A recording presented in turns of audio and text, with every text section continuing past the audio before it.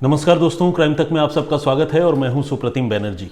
आज की कहानी मध्य प्रदेश से है और ये कहानी है 29 जनवरी 2021 की, यानी 29 जनवरी 2021। होता यह है कि इस रोज मध्य प्रदेश के सतना शहर के पास एक जगह है जिसका नाम है कोठी। इस कोठी जगह में एक सुनसान खाली पड़ी जगह पर एक इंसानी हाथ लोगों को नजर आता है। ये एक कटा हुआ इंसानी हाथ था जो जाहिर है किसी लाश से या फिर किसी इंसान के शरीर से अलग हो गया था और वो खुली जगह पर पड़ा हुआ था। कुत्ते उसे नोच रहे थे। तो इस तरह का मंजर देखकर लोग फौरन पुलिस को फ़ोन करते हैं। पुलिस पहुंचती है मौके पर और मौके पर पहुंचकर वो उस हाथ को बरामद भी करती है और फिर उसे प्रिजर्व करके रख लेती है सो दैट कि उसका भी पोस्टमार्टम हो और ये पता चल सके कि रीज़न क्या हो सकता है। और इसी के साथ पुलिस ये भी पता करने की शुरुआत करती है कि आखिर ये कटा हुआ हाथ किसका है, क्योंकि अगर मान लीजिए ऑपरेशन के ज़रिए किसी का हाथ काटा जाता है या पैर काटा जाता है तो वो एक मेडिकल वेस्ट होता है और उसे प्रॉपर तरीके से अस्पताल वाले निस्तारित करते हैं, निपटाते हैं, खुली जगह पर फेंक नहीं देते। लापरवाही की बात अलग है, ऐसा हो सकता है लापरवाही से। तो इस तरह के केसेस जहां पर कोई मानव अंग मिले आमतौर पर तभी होता है जब कोई अपराध हुआ हो और किसी के हाथ पांव काटे गए हों या किसी की हत्या कर दी गई हो। तो इसीलिए पुलिस के लिए इस मामले की जाँच करके इस हाथ का रहस्य पता करना बहुत ज़्यादा ज़रूरी हो गया था। सतना पुलिस इस मामले की जाँच में लगी थी और ख़ासकर जो कोठी पुलिस है, जिस इलाके में ये घटना हुई थी, वहाँ की पुलिस जो है इस मामले की तफ्तीश कर रही थी। इसी बीच जब पुलिस इस मामले की छानबीन कर रही थी तो पुलिस को ये पता चला कि 4 रोज़ पहले 25 जनवरी को सतना के ही रहने वाले एक शख्स जिनका नाम देवेंद्र सिंह भदौरिया है, उन्होंने अपने बेटे की गुमशुदगी की रिपोर्ट दर्ज करवाई है। अब पुलिस उनके बेटे को तो ढूंढ नहीं पाई थी और उनके बेटे की तलाश का जो काम है वो ऑलरेडी चल रहा था। लेकिन इसी बीच जब कटा हुआ हाथ मिल गया तो पुलिस वालों को लगा कि एक बार भदौरिया परिवार से संपर्क किया जाए और उनको ये हाथ दिखाया जाए। कहीं अगर वो इस हाथ को देखकर पहचान ले कि ये उनके गायब बेटे की ही हाथ है तो फिर इस मामले की जांच उसी तरह से आगे बढ़ाई जा सकेगी और ये पता चल जाएगा कि उनके बेटे के साथ कोई अनहोनी हो चुकी है। तो पुलिस वालों ने भदौरिया परिवार को सूचना दी और कहा कि हमने एक कटा हुआ हाथ रिकवर किया है, आप प्लीज़ एक बार इधर आइए और उस हाथ को देखकर पहचानने की कोशिश कीजिए कि ये आपके बेटे का ही कटा हुआ हाथ है या नहीं है। घर वाले पहुंचे, कलेजा कड़ा करके, दिल पर पत्थर रख के। उन्होंने हाथ को देखा लेकिन वो पहचान नहीं पाए। उन्होंने कहा कि नहीं, हम देखकर रिकॉग्नाइज नहीं कर पा रहे, पहचान नहीं पा रहे हैं कि ये हमारे बेटे का ही हाथ है या नहीं है। अब सोचिए कैसी बड़ी विडंबना और कितनी तकलीफदेह ये हालात हो सकते हैं किसी परिवार के लिए जब पुलिस वाले किसी को इस तरह मानव अंग की शिनाख्त और पहचान के लिए बुलाते हैं। खैर, इंसान को इस ज़िंदगी में बहुत कुछ सहना झेलना पड़ता है। तो ये घर वालों ने जब पहचानने से मना कर दिया तो अब पुलिस के लिए जो है फिर से उस मामले की जांच नए सिरे से आगे बढ़ाने की चुनौती आ गई। पुलिस अब गुमशुदगी के मामले की अलग जांच कर रही थी, कटे हुए हाथ के मामले की अलग जांच कर रही थी। दोनों अलग अलग केसेस थे। इसी बीच कुछ रोज़ और गुजरा और 31 जनवरी को कोठी इलाके में रहने वाले या कोठी इलाके में अपना कारोबार करने वाले एक होटल के मालिक ने पुलिस को फ़ोन किया और इस बार उस शख्स ने पुलिस को फ़ोन करके ये बताया कि उसके होटल के ठीक पास में पाइपलाइन बिछाने के लिए मिट्टी की खुदाई का काम चल रहा है और अभी जिस जगह पर एग्जैक्टली खुदाई चल रही है उस जगह से बहुत तेज़ बदबू आ रही है और मज़दूरों ने अब उस बदबू की वजह से वहाँ पर काम रोक भी दिया है। तो एक बार प्लीज़ आप आइए और यहाँ चेक कीजिए कि मामला क्या है। अब सतना पुलिस जो है फिर से भागी भागी कोठी इलाके में पहुंची और उस पाइपलाइन वाली जगह पर जहां खुदाई चल रही थी उस जगह की पुलिस ने तलाशी लेने की शुरुआत की। वाकई जब पुलिस मौके पर पहुंची तो पुलिस को बहुत तेज़ बदबू का एहसास हुआ। अब पुलिस ने मजदूरों से खास तौर पर उस जगह की ही खुदाई करवाई जिस जगह से ये तेज़ बदबू आ रही थी। मजदूरों ने थोड़ी सी मिट्टी हटाई और मिट्टी हटाते ही नीचे से एक इंसानी लाश नजर आने लगी। अब ये मामला और पेचीदा हो गया था। पुलिस ने फौरन सारी मिट्टी हटवाई और ज़मीन के नीचे दफन जो लाश थी उसे बाहर निकलवाया। और आपको जानकर अजीब लगेगा, हैरानी भी होगी कि इस लाश का एक हाथ जो है वो गायब था। अब आप समझ सकते हैं कि वो हाथ जो पहले मिला था वो जाहिर है इसी लाश का ही हिस्सा था और वो किसी वजह से कटकर अलग हो गया था या काट दिया गया था, जो भी हो, तो उस लाश का एक हाथ जो है गायब था। और अब पुलिस के लिए इस लाश की पहचान करना एक और नई चुनौती या चैलेंज वाली बात थी। पुलिस ने फिर से भदौरिया परिवार से संपर्क किया क्योंकि ये एक मेल डेड बॉडी थी और इस डेड बॉडी में मरने वाले इंसान का एज भी तकरीबन उतना ही था जिस उम्र का बंदा जो है वो गायब हुआ था और जिसकी रिपोर्ट लिखवाई गई थी, यानी भदौरिया परिवार के बेटे की उम्र भी तकरीबन उतनी ही थी। तो अब पुलिस जो है उसने फिर से भदौरिया परिवार से संपर्क किया और उनसे कहा कि एक बार आकर आप देखिए, हमने एक डेड बॉडी ज़मीन के नीचे से खोद करके निकाली है और कहीं ये लाश आपके बेटे की तो नहीं है। फिर से भदौरिया परिवार के जो मेंबर है वो भरे मन से लाश की पहचान के लिए आए, लेकिन लाश कई रोज़ पुरानी थी और उनके लिए उस डेड बॉडी को देखकर पहचान कर पाना बड़ा मुश्किल हो रहा था और वो आइडेंटिफाई नहीं कर पाए कि ये उनके गायब बेटे शैलेंद्र सिंह भदौरिया की ही लाश है या नहीं है, वो कंफर्म नहीं कर पाए। पुलिस ने अब इस लाश को पोस्टमार्टम के लिए भिजवाया ताकि मौत की वजहों का सही पता चल सके। कत्ल का मामला तो ये था ही, अगर कत्ल का मामला नहीं होता तो इस तरह अंग भंग और जिस्म के हिस्सों का अलग अलग जगह पर मिलना और ऐसी जगह पर उस लाश को गाड़ना जो न तो कब्रिस्तान है न कोई शमशान के आसपास का इलाका है, तो कत्ल का मामला तो था ही, ये तो क्लियर है। लेकिन कत्ल हुआ कैसे, मौत हुई कैसे, ये पता लगाने के लिए पोस्टमार्टम बहुत ज़रूरी था। तो पुलिस ने लाश को पोस्टमार्टम के लिए भिजवाया और पोस्टमार्टम में भी वही बात निकली। ये पता चला कि सिर में किसी भारी चीज़ से वार कर इस शख्स की हत्या की गई थी। इसी के साथ पोस्टमार्टम करने वाले डॉक्टरों ने जब पूरे लाश को बहुत बारीकी से देखा, उसका मुआयना किया, तो उन्होंने ये नोटिस किया कि लाश के एक पाँव में यानी डेड बॉडी की एक टांग में एक रॉड जो है वो लगी हुई है। ये वो रॉड है जो आमतौर पर किसी की टांग टूट जाने पर मेडिकल पर्पस से डॉक्टर्स लगाया करते हैं। उस रॉड पर एक पर्टिकुलर हॉस्पिटल का नाम भी दर्ज था, अंकित था और पोस्टमार्टम करने वाले डॉक्टरों ने टांग को चेक करने के लिए, रॉड को चेक करने के लिए उसे बाहर निकाला था और देखा था कि ये रॉड किस चीज़ का है और किस पर्पस से वहाँ लगाया गया है। तो उस रॉड पर हॉस्पिटल का भी नाम लिखा हुआ था। अब जब ये रॉड बाहर आया तो फिर से पुलिस ने भदौरिया परिवार से पूछा कि कहीं आपके बेटे शैलेंद्र की टांग में कोई रॉड तो नहीं डली थी जिसकी गुमशुदगी की रिपोर्ट आपने दर्ज कराई है। अब जब घर वालों को ये बात पता चली कि पुलिस ने जो लाश बरामद की है, पोस्टमार्टम के दौरान उसकी एक टांग से एक रॉड बरामद हुई है जिसमें एक पर्टिकुलर हॉस्पिटल का नाम उस रॉड पे लिखा हुआ है, तो ये जब घर वालों को बात पता चली तो घर वाले जो है उन पर आसमान टूट पड़ा। वो बेसाख्ता रोने लगे, बिलखने लगे और इसी के साथ ये बात साफ हो गई कि वो जो लाश है वो भदौरिया परिवार के बेटे शैलेंद्र सिंह भदौरिया की ही लाश थी। घर वालों ने कंफर्म कर दिया, कहने का मतलब ये है। और अब पुलिस को इस मामले की जांच आगे बढ़ानी थी।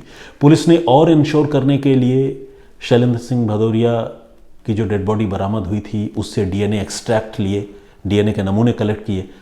उनके पिता घर में मौजूद थे जिन्होंने रिपोर्ट लिखवाई थी, देवेंद्र सिंह भदौरिया, उनके भी डीएनए सैंपल लिए, मिलान करवाया और मिलान हो गया। तो ये कन्फर्म हो गया कि जो डेड बॉडी बरामद हुई बेसिकली दो हिस्सों में, पहले एक बाँह के तौर पर और बाद में जो पूरा शरीर है उसके तौर पर, वो डेड बॉडी जो है शैलेंद्र सिंह भदौरिया की ही थी। इससे पहले कि इस मामले की तफ्तीश कैसे हुई, हत्या कैसे हुई, इसके बारे में आपको और बताऊं, मैं शैलेंद्र सिंह भदौरिया के बारे में आपको बता देना चाहता हूं। ये सतना में एक शराब के ठेके में एक लिकर डिस्ट्रीब्यूटर के यहाँ काम करते थे और इनके घर में इनकी पत्नी है और 2 बच्चे हैं, एक बेटा और 2 बेटियाँ, और घर में बुजुर्ग माँ बाप हैं। तो देखा जाए तो भरा पूरा परिवार है और ये सतना के ही रहने वाले हैं। अब पुलिस ने इस मामले की छानबीन और जांच शुरू की और घर वालों से पुलिस ने पूछताछ की कि भाई आखिरी बार शैलेंद्र सिंह भदौरिया घर से कब निकले थे, कैसे निकले थे, ये आप हमें बताएं।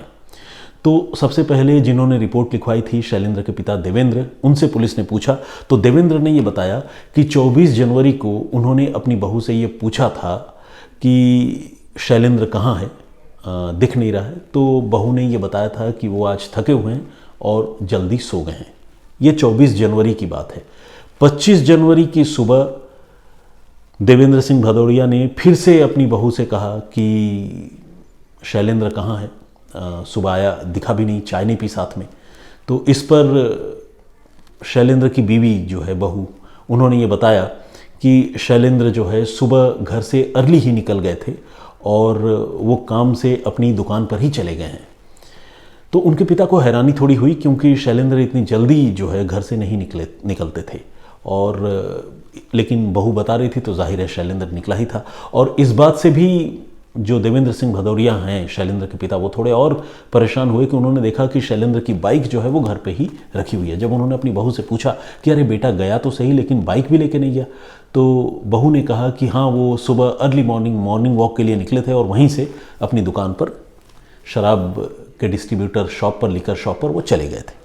तो अब जाहिर है जब बहू बता रही है तो ससुर जी को इस बात को तो मानना ही पड़ेगा, घर की बात है। तो उन्होंने मान लिया और वो इंतज़ार करते रहे कि ठीक है शैलेंद्र से नेक्स्ट जब बात होगी तो पूछूंगा कि भाई इतना क्या वर्कलोड है, कहाँ बिजी हो, ये सारी बातें। इससे पहले कि और आगे कहानी मैं आपको बताऊं, मैं आपको ये भी बता देना चाहता हूं कि ये जो भदौरिया परिवार है, ये परिवार रहता तो एक ही मकान में है लेकिन इसके दो हिस्से हैं। दो हिस्से यूँ हैं कि एक तरफ जो है बेटा, बहू और 3 बच्चे रहते हैं और दूसरी तरफ सास ससुर रहते हैं। आमतौर पर आपको पता है परिवारों में, सारे परिवार में तो नहीं लेकिन बहुत सारे परिवारों में मतभेद होते हैं, तो लोग जो है बिल्कुल एक दूसरे से रिश्ता ख़त्म करके अलग होने की जगह वो एक बीच का रास्ता चुनते हैं।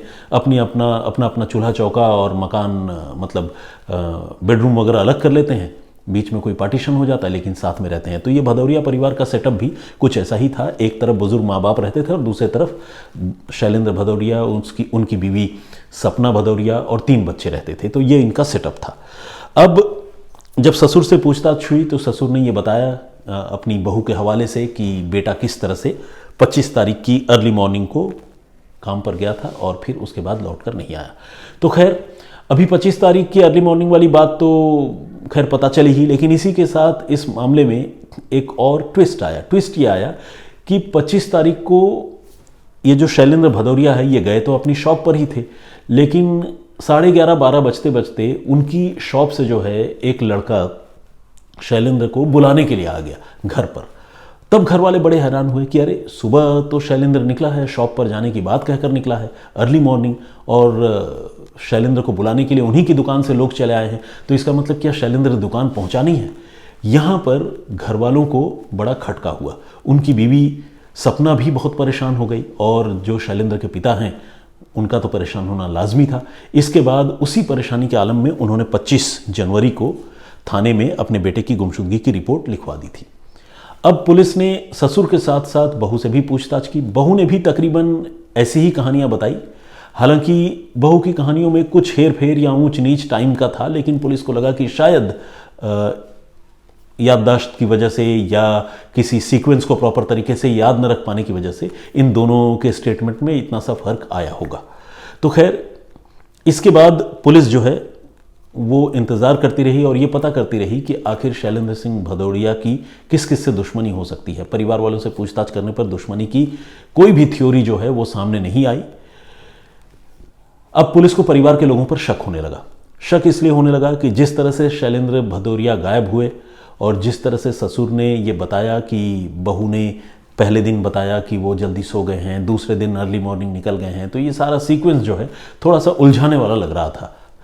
तो पुलिस ने क्या सोचा? पुलिस ने सोचा कि ये जो बहू है सपना, इसके बारे में ज़रा पता लगा कर देखते हैं कि इसका वेयरअबाउट्स क्या है, ये मतलब किससे मिलती जुलती है, क्या करती है। तो पुलिस ने जब खामोशी से बड़ी खुफिया तरीके से शैलेंद्र की बीवी सपना के बारे में जानकारी जुटाने की शुरुआत की तो पुलिस को पता चला कि इस महिला का एक प्रेमी है, यानी शादीशुदा सपना जिसके 3 बच्चे हैं, वो एक और नौजवान के साथ प्यार में लगी हुई थी, प्रेम जाल में फंसी हुई थी। तो अब जब पुलिस को ये बात पता चली तो पुलिस ने बिना वक्त गंवाए हुए उस प्रेमी को, कमलेश को इंटरसेप्ट किया, हिरासत में लिया और उससे पूछताछ शुरू की शैलेंद्र की गुमशुदगी को लेकर।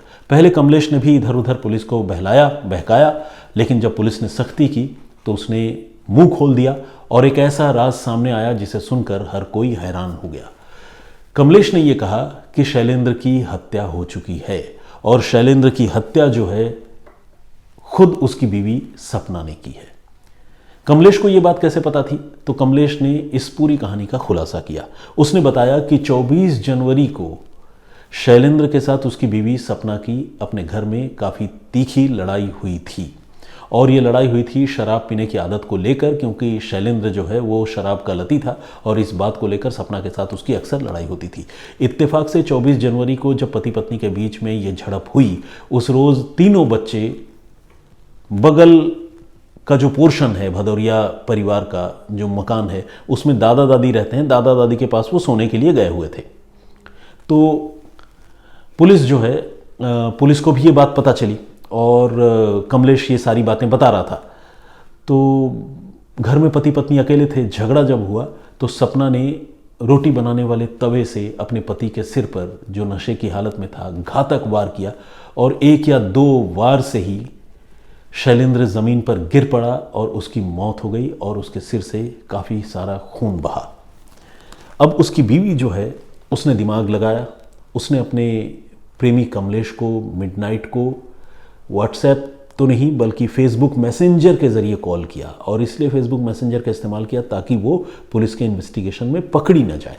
और फिर उसने कमलेश को बुलाया और कमलेश की मदद से उसके बाइक में अपने पति की लाश रखी बीच में, खुद पीछे बैठी, पति की लाश को पकड़कर और सतना शहर से तकरीबन 22 किलोमीटर का फासला तय करके वो कोठी इलाके में पहुंचे जहां पाइपलाइन की खुदाई हो रही थी और गड्ढा खुदा हुआ था। उसी गड्ढे में उन्होंने लाश डाली और ऊपर से मिट्टी डालकर रात को ही वो लाश दफनाकर वहां से वापस चले आए। 24 तारीख की ये बात है और जैसा कि मैंने आप सबको बताया कि 31 जनवरी को वो लाश जो है वो लोगों को बाहर खुदाई के वक्त मिली थी। इत्तेफाक देखिए कि जिस रोज़ हत्या हुई उस रोज़ बच्चे जो है दादा दादी के पास सो रहे थे और हत्या के बाद रातों रात बीवी ने अपने प्रेमी के साथ मिलकर वो लाश को ठिकाने भी लगा दिया। उसके बाद रात को ही आकर घर को अच्छी तरह से धो दिया, खून के धब्बे वब्बे साफ कर दिए।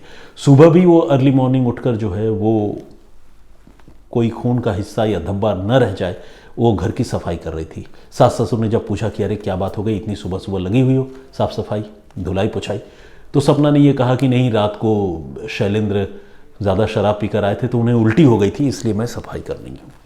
तो वो कहते हैं ना कि एक झूठ को छिपाने के लिए 100 झूठ बोलने पड़ते हैं। तो यहाँ तो कत्ल जैसी जघन्य घटना हुई थी तो उसे तो छुपाना ही था और उसे छुपाने के लिए ढेर सारे झूठ और बोलने थे। सपना लगातार झूठ बोले जा रही थी, लेकिन आखिरकार पुलिस की तफ्तीश में कमलेश ने सारा राज खोल दिया, प्रेमी ने सारा राज खोल दिया और प्रेमी के कहने के बाद फिर पुलिस ने सपना को भी गिरफ्तार कर लिया और इस तरह से पति के कत्ल के मामले में पत्नी और उसका प्रेमी गिरफ्तार कर लिया गया और उन्होंने इस कत्ल को छुपाए रखने के लिए, राज दबाए रखने के लिए काफ़ी मशक्क़त की, लेकिन जैसा कि आपने सुना और जाना, सारी मशक्क़त, सारी कोशिशें धरी रह गई और गुनहगार पकड़े गए।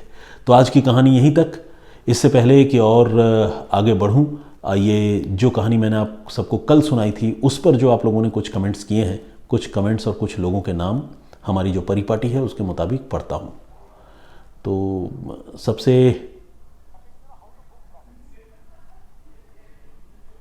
जो कमेंट है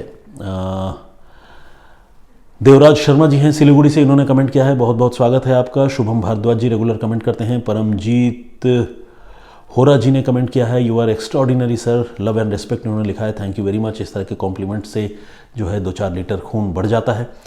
प्रदीप भाम्बू जी ये रेगुलर कमेंट करते हैं। पुतुल कुमारी ने भी कमेंट किया है, इन्होंने बताया है कि वो भी रेगुलर लिसनर हैं। अमित ने कमेंट किया है लिटिल रेन ड्रॉप्स, और इन्होंने भी अपनी बात रखी है। जो प्रीवियस स्टोरी मैंने आप सबको सुनाई थी वो कहानी जो है वो एक इन्वेस्टिगेशन की थी जिसमें कत्ल का ही एक मामला था। मैं उस एपिसोड के बारे में बहुत ज़्यादा प्रॉम्प्ट नहीं करना चाहता हूँ। अगर आप जानना या देखना चाहते हैं तो क्राइम तक में जो मेरे नाम से प्लेलिस्ट बनी हुई है सुप्रतिम से सुनिए, उसमें जाकर आप देख सकते हैं। ABBJ के नाम से एक आईडी है, उन्होंने भी अपना कमेंट किया है। विजेंद्र सिंह जी ने अपनी राय रखी है। खालिद जी बहुत बहुत स्वागत है आपका, और इन्होंने भी अपनी बात रखी है। आसिफ अली, सनम अली ने भी अपनी बात रखी है। ये बेसिकली इन्होंने अपना नाम बताया है कि ये नौशीन है और पाकिस्तान से हैं। I am your big fan and listen to you and your episode daily since years, इन्होंने कहा है। तो ठीक है, बहुत बहुत स्वागत आपका, बहुत इस्तकबाल करता हूँ मैं। सिया हैं ये, इन्होंने भी कमेंट किया है। और राजेश चक्रवर्ती हैं, इन्होंने लिखा है कि सुप्रतिम बैनर्जी सर आपने एक अच्छी कहानी सुनाई, thank you very much. Maulana Nisar Ahmad Nagpuri, Praveen Kumar ji, good vibes, और अरण्याम दिम के नाम से कुछ आईडी है, मैं ठीक से उसको प्रोनाउंस नहीं कर पा रहा हूँ, नाम और सरनेम एक साथ मिला हुआ है। अभिमन्यु पांडे जी रेगुलर कमेंट करते हैं।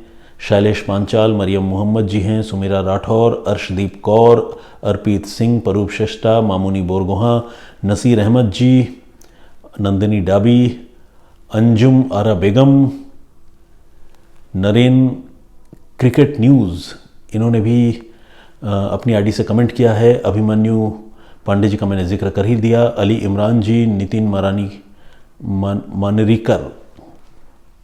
मानेरिकर, ठीक है, जब कर लगा हुआ है तो जाहिर है कि आप मराठी मानुष होंगे, बहुत अच्छी बात, बहुत स्वागत आपका।